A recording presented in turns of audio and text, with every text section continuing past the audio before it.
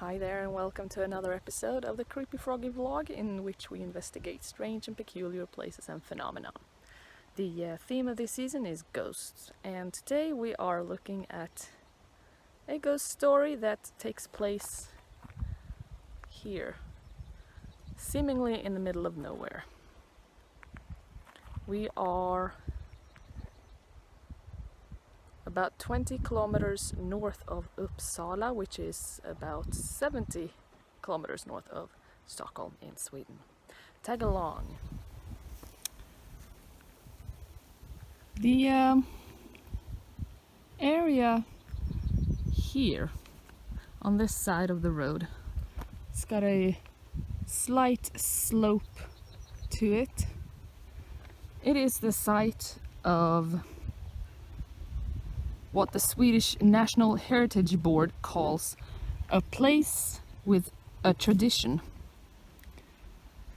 The slope is called Kärringbacken, which translates to Crone slope, because near it there used to be a small cottage where an old woman lived.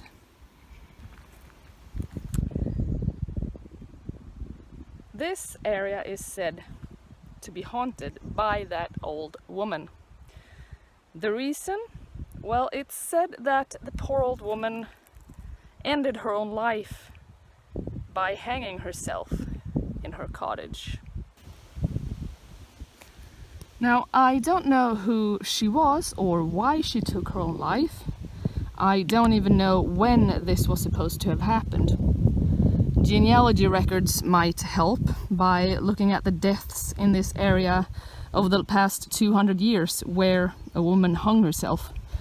But that would be like looking for a needle in a haystack, because these records are not all digitalized. They're only pictures of old church records that have been published online. You can't search through them that very well. So it would be quite hard to find out who this old woman was. But there is a clue. As you see on this map, that is where the old woman lived, that little blue dot there. Nearby, somewhere around these parts, is the remains of a farmstead, which is called Björk's Gamla Tomt, Björk's Old Farm. The area is 165 meters by 100 meters, and the remains are the foundation of a house, 3 foundations of outhouses, a caved-in earth basement, and a well.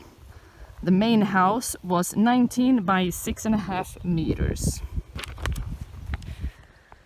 Originally there were 2 farms, Björk and Edshammar, and they were merged in 1910 when the owner at Björk bought Edshammar at an auction. Björk became the living quarters for the workers. It was comprised of timber structures. In 1945, the houses were all demolished and sold for wood. Now this is where the clue comes into who this old woman might have been and when she took her own life. Could the woman who lived here be connected to this farm in any way? Did she maybe hang herself because the farm was demolished in 1945 and she had no more income? Or did she die earlier than 1945? Well, if she was connected to that farm, it would be less of a needle in a haystack, or the needle is slightly bigger to look in the genealogy records for a old woman who died by hanging or strangulation, or whatever words would be used in the records. I have been unable to look in the records at the moment, but if I do and I find her, I will let you know. So keep your eyes peeled or your ears open.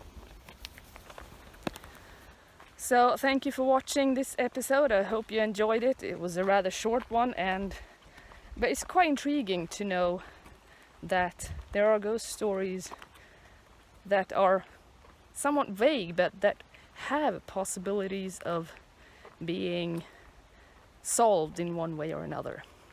We'll see if this one gets solved. Bye.